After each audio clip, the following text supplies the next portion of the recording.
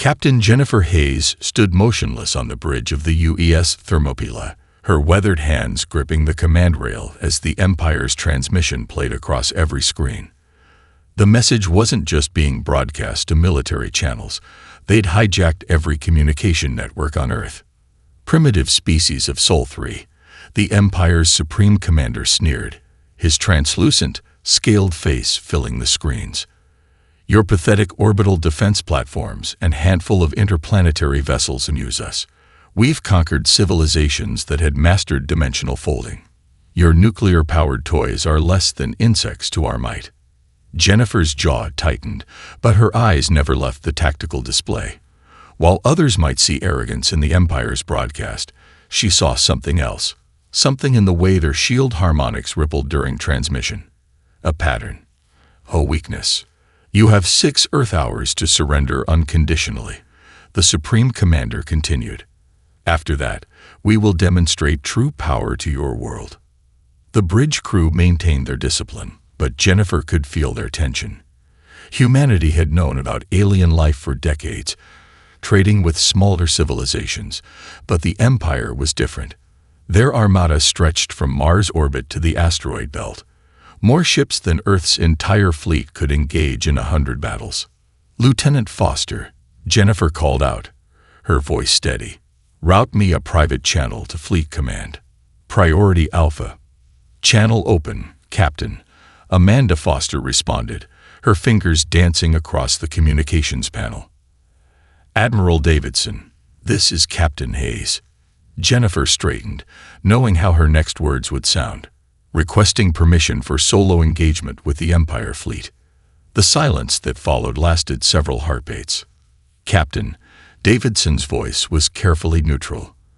There are 10,000 enemy ships out there. The Thermopylae is a heavy cruiser, not a miracle worker. Sir, with respect, I've noticed something in their transmission.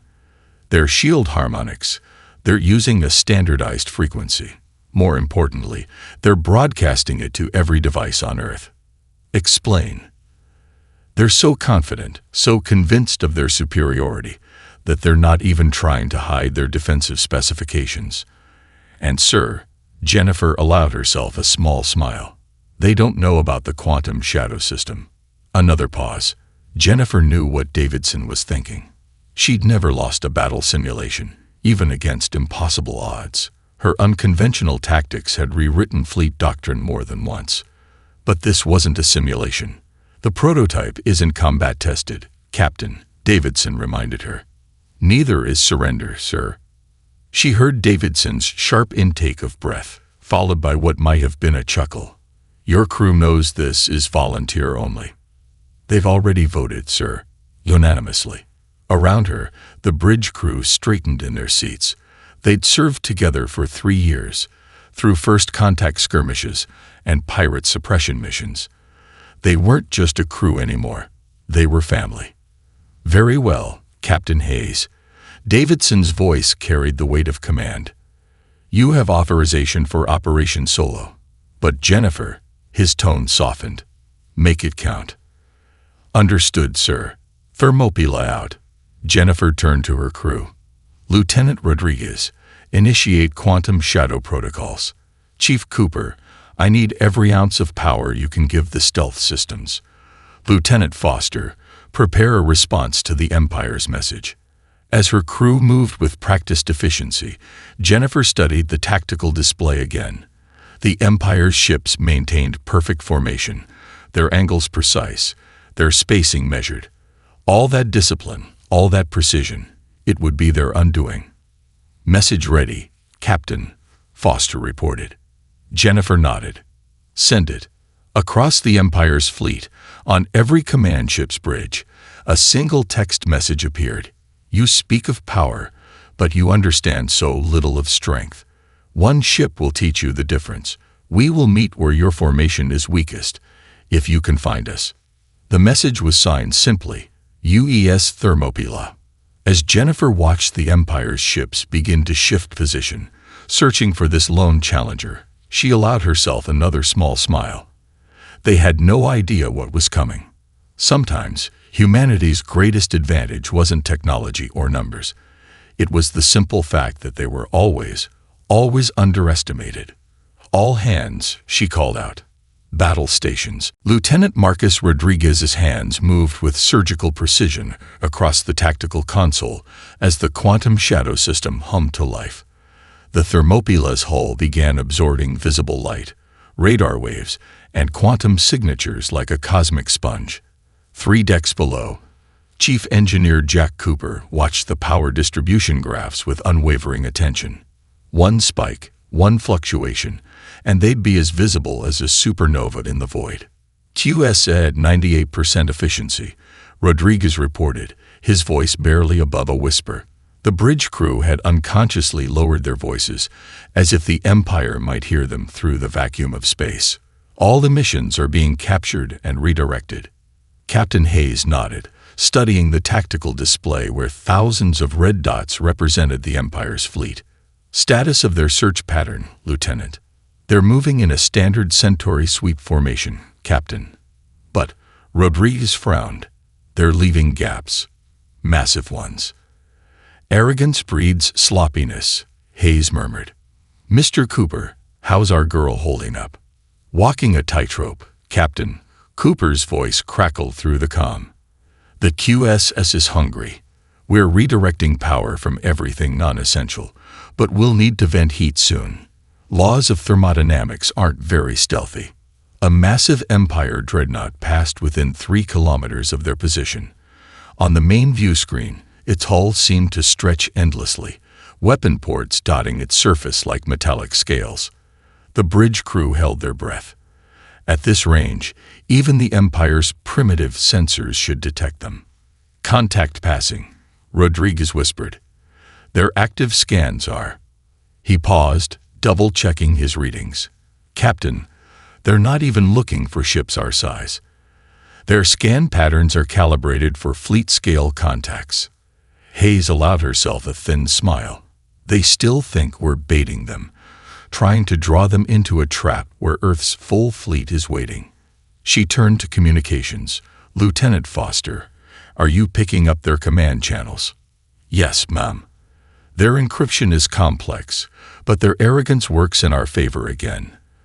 They're using standard protocols across their entire fleet. Give me a few more minutes and..." "Wait." Foster's fingers flew across her console. "Captain, you need to hear this." The bridge speakers crackled with an alien voice, translated in real time. "Supreme Commander, Sector 7 Gamma shows no sign of the Earth fleet. Perhaps this Thermopylae was merely a bluff. Continue the search pattern." Another voice responded. "These humans are primitive, but they've shown cunning before. Their history suggests they prefer asymmetrical warfare when outmatched. We will not underestimate them like the Rigelians did." Hayes raised an eyebrow.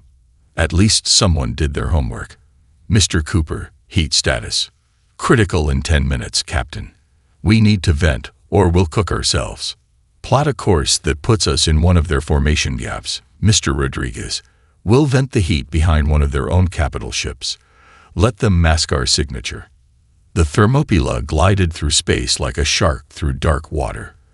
Every crew member moved with deliberate care, knowing that a drop tool or a misaligned panel could spell their doom. They drilled for this, but the QSS had never been tested against actual Empire sensors. As they slipped into position behind a Empire-heavy cruiser, Hayes studied its design. The Empire valued form over function, their ships bristling with ornate spires and decorative armor plates. All those aesthetic choices created radar shadows, blind spots that any Earth ship captain would have eliminated in the design phase. "Venting heat," Cooper reported, matching dispersal pattern to their engine exhaust. The seconds crawled by as superheated plasma leaked from the Thermopylae's specialized vents, masked by the much larger signature of the Empire ship. When the temperature finally stabilized, the entire bridge crew exhaled in relief. "Heat levels nominal," Cooper confirmed. "We're good for another 2 hours." "Well done, everyone," Hayes said quietly. "Now let's show them why you should never judge an enemy by their technological gap." Mr. Rodriguez, target analysis of their command ship. Lieutenant Foster, prepare to broadcast on all frequencies. It's time to remind the Empire why humans turned stealth technology into an art form long before we reached the stars. Navigation Officer Emily Turner's fingers danced across her holographic controls, fine-tuning the calculations one final time. Growing up in Luna City had given her an instinctive understanding of orbital mechanics that Earth-born officers sometimes lacked. Now, those skills were about to turn the asteroid belt into humanity's greatest weapon. Final confirmation from all FTL beacons, she reported, her voice steady despite the tension. 27 asteroids are armed and ready, Captain. Minimum size is 200 meters diameter. Largest is just over a kilometer. Captain Hayes nodded, studying the tactical overlay. Show me the projected paths, Emily. The main display lit up with ghostly lines, each representing the carefully calculated trajectory of their asteroid weapons. For the past week, while Earth's diplomats had tried to negotiate, the Thermopylae had been quietly attaching FTL drives to selected asteroids. The Empire hadn't even noticed. They'd dismissed the belt as space debris. Time to contact, Hayes asked. 30 seconds to ready position, Turner replied. The Empire's formation remains static. They still haven't detected our modifications to the asteroid's orbits. Lieutenant Rodriguez spoke up from tactical. Captain, their shield configurations remain unchanged. They're maintaining power to their forward sectors, expecting an attack from Earth. Because that's what their doctrine says we should do. Hayes allowed herself a small smile. Lieutenant Foster, prepare our little surprise message. Let's see how they handle some ancient Earth wisdom. The seconds ticked by on the bridge chronometer. Hayes watched the enemy fleet on the tactical display, their precise formation now looking less like military discipline and more like a vulnerability waiting to be exploited. Mark, Turner called out. Send the message, then execute on my mark, Hayes commanded. Across the Empire's fleet, commanders suddenly received a transmission in plain text. The art of war teaches us to rely not on the likelihood of the enemy's not coming, but on our own readiness to receive him. Sun Tzu, Earth year 500 BCE. Before the Empire's linguists could even begin parsing the ancient quote, Hayes gave the order. Execute. Turner activated the FTL drives. 27 asteroids, previously drifting in seemingly random orbits, suddenly accelerated to near-light speed. The Empire's sensors registered the threat too late. Their formation had been carefully positioned to maximize damage from this exact attack vector. First impacts in 3, 2, 1. Rodriguez counted down. The void lit up with silent explosions as massive rocks, accelerated to relativistic speeds, slammed into the Empire's fleet. Their much-vaunted shields, designed to repel energy weapons and missiles, proved nearly useless against simple kinetic impacts at these velocities. Ships were vaporized instantly, while others were torn apart by secondary collisions and debris clouds. 17 direct hits, Rodriguez reported, his voice tight with controlled excitement. Their formation is breaking up exactly as predicted. Estimated casualties: 38 capital ships, over 200 support vessels. Hayes leaned forward. Emily, plot us an attack vector through Gap 7. Mr. Cooper, divert power to forward weapons. It's time for Phase 2. The Thermopylae surged forward, still cloaked by the quantum shadow system. As the Empire's ships scattered in confusion, trying to establish a defensive perimeter, Hayes's crew watched their carefully laid plan unfold. Multiple Empire ships launching fighters, Rodriguez reported. They're running search patterns, but their coordination is broken. The asteroid attack has disrupted their command and control networks. As intended, Hayes nodded. Lieutenant Foster, broadcast on their emergency channels. Let's add to their confusion. Foster transmitted their prepared message, a cacophony of contradictory orders in the Empire's own command protocols. Ships that had survived the asteroid impacts now received dozens of conflicting directives, their rigid command structure working against them. Clean shot on their flagship's port side, Rodriguez announced. Their shields are focused forward, trying to protect against more asteroids. Ancient humans used catapults and trebuchets, Hayes mused. We just updated the concept a bit. Weapons free, Mr. Rodriguez. Show them why humanity never stopped practicing the art of war. The Thermopila's main guns opened up, invisible in the chaos of debris and secondary explosions. By the time the Empire's flagship realized they were under attack from an actual ship, their port-side armor was already breaching. Multiple hits confirmed, Rodriguez reported with professional satisfaction. Their damage control teams are responding, but they've never seen our type of weaponry before. They don't know how to counter it. Good. Hayes straightened in her command chair. Now let's remind them why you should never let an enemy choose the battlefield. Emily, plot us a course through their scattered formation. It's time to show them what one primitive human ship can really do. Captain Hayes watched as the Empire's remaining ships attempted to regroup into their standard combat formation. Their movements were predictable, beautiful, even, like a choreographed dance that had been rehearsed 1,000 times. But Hayes hadn't spent 15 years commanding submarines before moving to space without learning a few things about true three-dimensional warfare. Mr. Rodriguez, status of their formation? She asked, already knowing the answer. They're establishing a concentric defense pattern, Captain. 3 layers, overlapping fields of fire. Rodriguez's tactical display highlighted the Empire's movements in red, but they're still thinking in terms of a flat plane, like ancient naval warfare. Hayes nodded. Lieutenant Turner, execute maneuver Deep 6. Turner's hands flew across her navigation console, plotting gravitational slingshot around Deimos. This will be tight, Captain. The Thermopylae dove down relative to the solar system's elliptical plane, using Mars's smaller moon to mask their presence.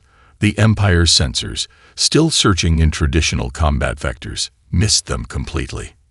Chief Cooper, status of our gravity wake. Hayes called down to engineering. Minimal, Captain, Cooper replied, pride evident in his voice. We're riding the gravitational eddies like a leaf on a stream. Unless they're specifically looking for submarines in space, they won't spot us. Hayes allowed herself a small smile. The Empire had never faced humans in real combat before. They didn't know that Earth's space combat doctrine had evolved directly from submarine warfare, or that every UES captain had trained in underwater combat simulation. Coming up beneath their third defensive layer, Turner reported, entering their theoretical blind spot. Now, the Thermopylae emerged into firing position beneath an Empire heavy cruiser. From this angle, their target's ventral armor was significantly thinner, another oversight born from two-dimensional thinking. My great-grandfather served on the U.S. Virginia, Hayes said quietly. He taught me that the ocean has no up or down, no port or starboard. Space is no different. Weapons free, Mr. Rodriguez. The Thermopyla's guns opened up, targeting propulsion and sensor arrays. Before the Empire ship could react, they were already diving down again, using the disabled vessel's bulk as cover. Multiple contacts reorienting to our last position, Foster reported from communications. Their command channels are in chaos. Listen to this, Captain. The bridge speakers crackled with translated Empire communications. Impossible. How are they attacking from below? Our sensors show nothing but void in that vector. Because they don't understand, Hayes said to her crew. Humans learned long ago that the deadliest predators attack from below. Lieutenant Turner, plot us an ascent vector using Jupiter's gravity well. Let's show them what else we learned from the seas. The Thermopylae swung in a wide arc, using the gas giant's massive gravitational field to accelerate. While the Empire's ships maintained their planar formation, Hayes's crew prepared for a maneuver that would have been familiar to any submarine captain from Earth's history. Coming about to bearing 317 Mark 240, Turner called out. Relative angle, 87 degrees vertical. They're still searching the elliptical plane, Rodriguez added. Their sensor coverage above, and below their formation is minimal. Just like surface ships never look straight up, Hayes nodded. Execute attack pattern silent service. The Thermopylae struck from above this time, emerging from the void like a breaching whale. Their guns targeted the Empire ship's dorsal sections, another area with traditionally lighter armor.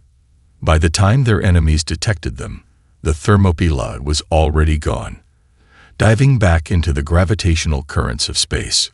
Message from the Empire flagship, Captain, Foster reported, unable to hide her grin. They're demanding we fight with honor and face them directly. Translate and send this response, Hayes commanded. The supreme art of war is to subdue the enemy without fighting. Another gift from Sun Tzu. She turned to her crew. Prepare for maneuver, Crazy Ivan. Let's remind them that in space, like in the oceans, the only directions that matter are where you are and where your enemy isn't. Michael Harrison stood at his weapons console, fingers hovering over the controls as Captain Hayes gave the order they'd all been waiting for. Mr. Harrison, show them why humanity never abandoned nuclear weapons. Aye, Captain. Nuclear payload armed and ready, Harrison reported, his voice steady despite the weight of the moment. Mark VII torpedoes showing green across the board. The Empire's remaining ships had finally managed to form a coherent defensive formation, their energy shields creating overlapping barriers of shimming light in space. They'd adapted to the Thermopylae's three-dimensional tactics, but they still hadn't figured out humanity's biggest secret. Sometimes the old ways were the best ways. They're powering up their primary shields, Rodriguez reported from Tactical. Energy readings are off the charts. Those barriers could stop a dozen plasma cannons. Hayes nodded. But that's exactly what they're expecting. Energy weapons, not physical ordnance. Mr. Harrison, target their flagship. Let's remind them why humans still study physics instead of just engineering. The Thermopylae's torpedo tubes opened silently in the void. The Mark VI was Earth's latest nuclear delivery system, but its payload was deliberately primitive by Empire standards. Pure fission devices, not the antimatter weapons the aliens expected. Torpedoes away, Harrison announced, running silent on preset trajectories. The bridge crew watched their tactical displays as the nuclear torpedoes cut through space. They looked almost crude compared to the Empire's sleek missiles, simple metal cylinders with basic propulsion systems. Empire point defense is tracking, Rodriguez called out. They're ignoring the torpedoes. Their targeting systems are still focused on energy weapon signatures. Hayes allowed herself a grim smile. Of course they are. Their entire civilization abandoned nuclear weapons centuries ago. They think we're equally evolved. Lieutenant Foster broadcast on their command frequency. Let's explain their mistake. Foster's fingers danced across her console. Channel open, Captain. Attention Empire flagship, Hayes spoke clearly and calmly. You're about to learn why humans never stop teaching basic physics to our warriors. Here's your first lesson. Energy shields don't stop kinetic impacts. Lesson 2. Nuclear fission doesn't care about your force fields. The torpedoes struck home. The Empire's energy shields, designed to dissipate plasma and laser fire, might as well have been tissue paper. The nuclear devices detonated in perfect sequence, their explosive force transmitted through the shields by simple physics, conventional shock waves that their barriers were never designed to stop. Multiple direct hits, Harrison reported, professional satisfaction in his voice. Their shields are still up, but the physical damage. Captain, their flagship's hull is breaching in 16 places. The tactical display showed the devastation clearly. The Empire ships had been built to withstand energy weapons, their hulls layered with exotic materials that could absorb and redirect plasma. But they had no defense against the raw kinetic force of a nuclear blast or the electromagnetic pulse that followed.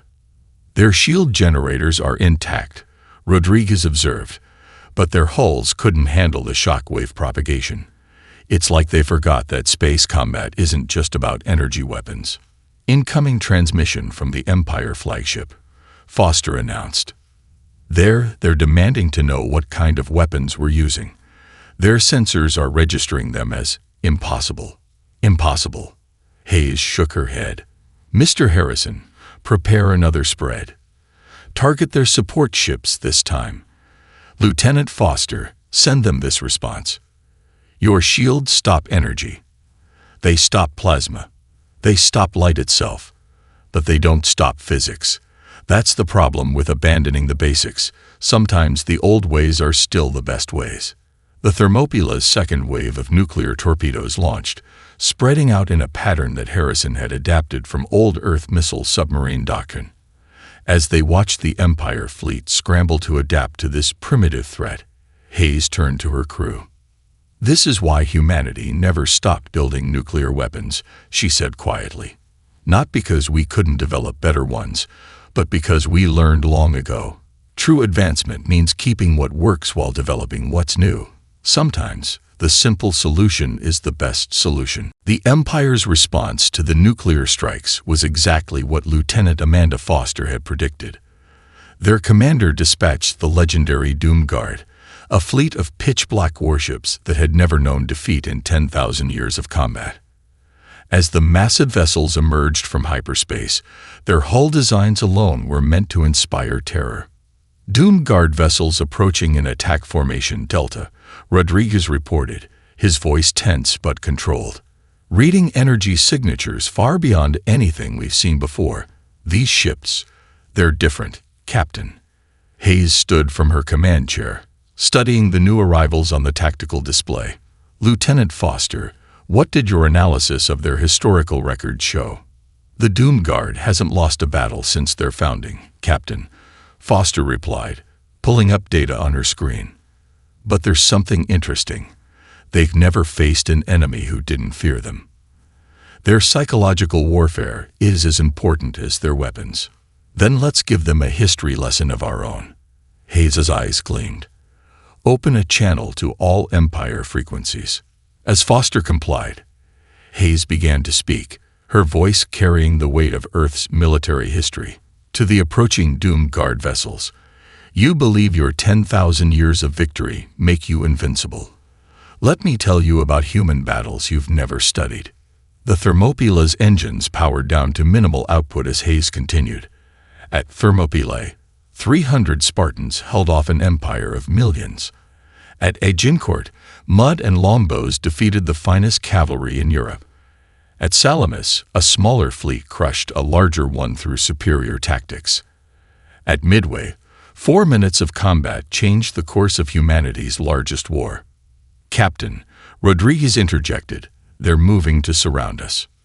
Good. Keep broadcasting. Hayes nodded to Foster. Let them hear this. At Little Round Top, at Stalingrad, at Dien Bien Phu. Time and again, humanity has proven that victory belongs not to the strongest, but to the most adaptable. Your Doom Guard has never lost because they've never faced an enemy who studied defeat as closely as victory. The tactical display showed the Doom Guard ships closing in, their formation perfect, their approach textbook. But Hayes saw something in their movements. Hesitation. For the first time in their history, an enemy wasn't retreating, wasn't cowering. Chief Cooper, Hayes called down to engineering, deploy the gravity bombs. Aye, Captain. Deploying now. Dozens of small devices, barely larger than missiles, scattered from the Thermopila's launch tubes. The Empire ships ignored them, focusing their scans on the ship itself, looking for the nuclear weapons that had proved so devastating. They're scanning the wrong spectrum, Rodriguez reported with a hint of satisfaction. The gravity bombs are registering as debris on their sensors. Hayes continued her broadcast, timing her words carefully. You think your technology makes you superior. But humans, we study failure. We learn from defeat. Every loss in our history taught us something new. And right now, you're about to learn why the greatest human generals all knew one vital truth. Never assume your enemy has shown you everything they can do. The gravity bombs activated simultaneously. Based on technology reverse-engineered from damaged Empire ships decades ago, they created localized distortions in space-time. The effect on the Doomguard ships was immediate and catastrophic. Multiple hull breaches across their fleet. Rodriguez called out, "Their armor, it's tearing itself apart." The Empire's advanced alloys, designed to be virtually indestructible, became their greatest weakness. The shifting gravitational forces caused the metal to twist and buckle, ripping their ships apart from the inside. "You forgot the most important lesson of warfare," Hayes broadcast as the mighty Doomguard fleet began to disintegrate. The more rigid the structure, the more catastrophic the failure. Humanity's greatest strength isn't our weapons or our technology.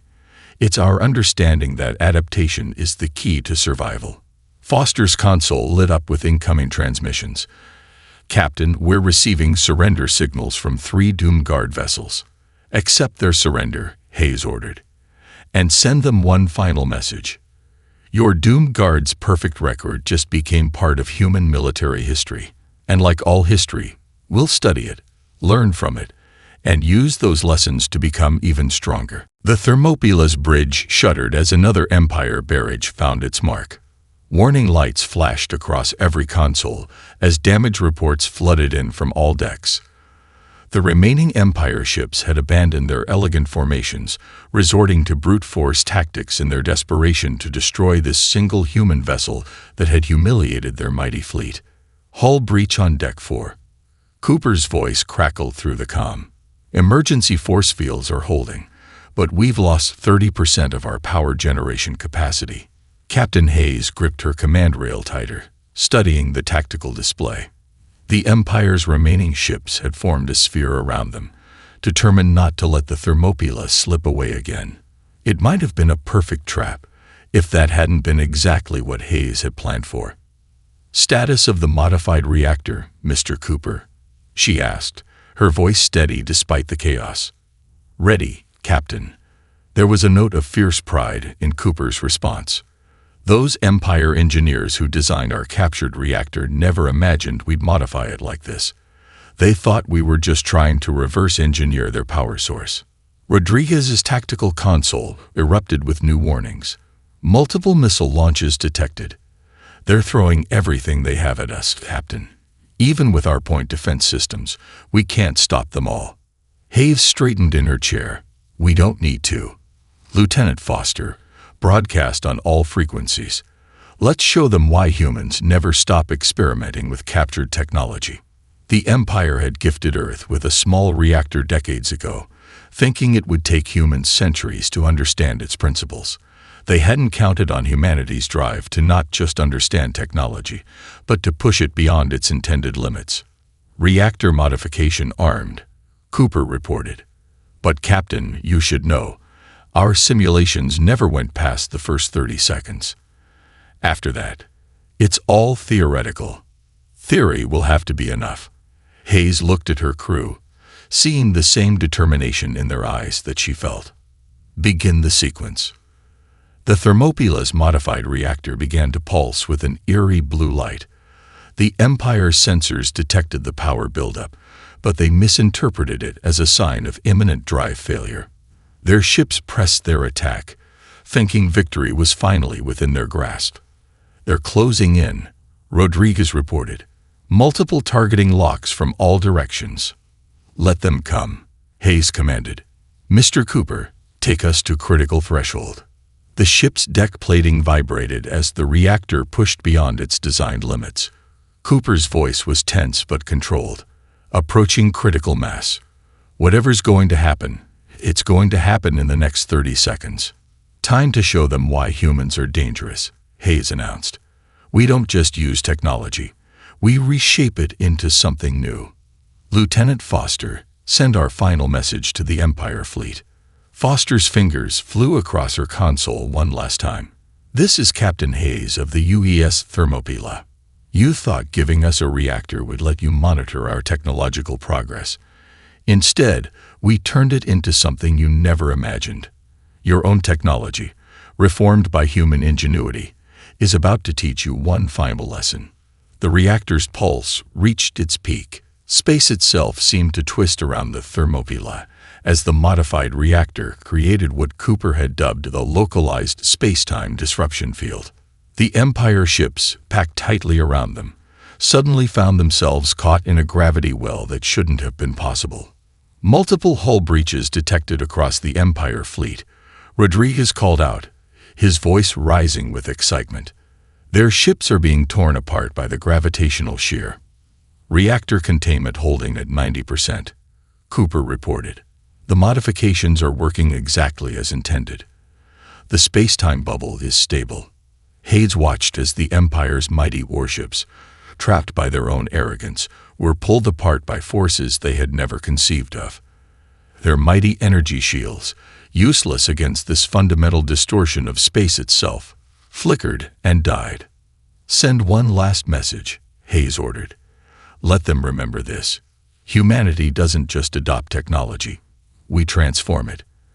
Everything you give us becomes something new, something you never imagined. Remember that the next time you think about challenging Earth. 3 days later, Empire High Command. The massive chamber fell silent as Admiral Krexar finished his report.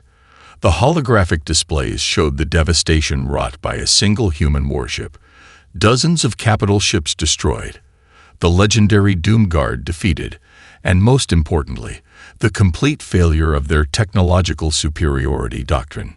One ship, a council member whispered, mandibles clicking in disbelief. A single human vessel destroyed almost a quarter of our invasion fleet. Not destroyed, Krexar corrected, his scales shifting color to indicate respect. Defeated. There's a crucial difference. They could have destroyed more, but they chose not to. They wanted us to survive, to learn. The tactical replay showed the Thermopylae's final moments again. The modified reactor creating impossible spatial distortions, their own technology turned into a weapon they'd never imagined. But instead of expanding the effect to destroy the entire fleet, they'd contained it, allowed survivors to retreat. The humans sent us a message after the battle, Krexar continued. I believe we should all hear it. Captain Hayes's voice filled the chamber. We could have destroyed your entire fleet, but that's not humanity's way. We believe the strongest warriors are those who know when not to kill. Your survivors will return with knowledge. Knowledge of why humanity has survived every challenge we faced. We don't just adapt, we transform. Every piece of technology, every tactic used against us, becomes part of our arsenal, not copied, but reformed into something new. Back on Earth, the crew of the Thermopylae stood at attention as Admiral Davidson pinned medals on their uniforms. The ceremony was being broadcast globally, but Hayes' attention was on her crew. Cooper, who had transformed an alien reactor into something unprecedented. Rodriguez, whose tactical brilliance had kept them alive. Foster, whose understanding of Empire communications had given them crucial advantages. Turner, whose navigational skills had made their impossible maneuvers possible. Harrison, who had proven that sometimes the old weapons were still the best weapons. The Thermopylae didn't just defend Earth. Davidson announced to the assembled crowd. They showed the galaxy something crucial about humanity. We're not powerful because of our technology. We're powerful because of how we think. In orbit, repair crews swarmed over the Thermopylae's battle-scarred hull. Engineers from every nation studied the modifications they'd made to the Empire's reactor, not to copy them, but to understand and improve upon them. That was humanity's way, taking ideas and transforming them into something new. The Empire made 3 crucial mistakes, Hayes explained later in her official report. First, they assumed technological superiority meant tactical superiority. Second, they forgot that humans have been studying warfare for thousands of years. But their biggest mistake, they thought giving us their reactor would let them monitor our progress. Instead, it let us understand their fundamental principles and transform them into something they never imagined possible. The Empire's surviving ships limped home, carrying with them data that would transform their civilization's understanding of warfare. Their analysts would spend years studying how a single human ship had accomplished so much. The asteroid attacks, the the three-dimensional combat techniques, the primitive nuclear weapons that bypassed their advanced shields, and finally, the transformation of their own technology into something entirely new. But more importantly, they carried back a new understanding of humanity itself. They had expected to find a primitive species barely worthy of conquest. Instead, they found warriors who had turned their entire history, even their defeats, into a library of tactical knowledge. A species that didn't just copy technology, but transformed it. A civilization that had never stopped learning, never stopped adapting, never stopped pushing the boundaries of what was possible. In the years that followed, the Empire would reform its entire military doctrine. They would study human history, not just human technology. They would learn that true strength comes not from having the most advanced weapons, but from understanding the fundamental principles behind them. And they would remember the lesson taught by a single human warship. Never underestimate a species that turns every defeat into a lesson, every challenge into an opportunity, and every piece of technology into something new. The Thermopila's victory became more than just a battle won. It became a testament to humanity's greatest strength, the ability to take what exists and transform it into what could be. In the end, that was the real victory, not just defending Earth, but showing the galaxy why humanity would always be a force to be reckoned with.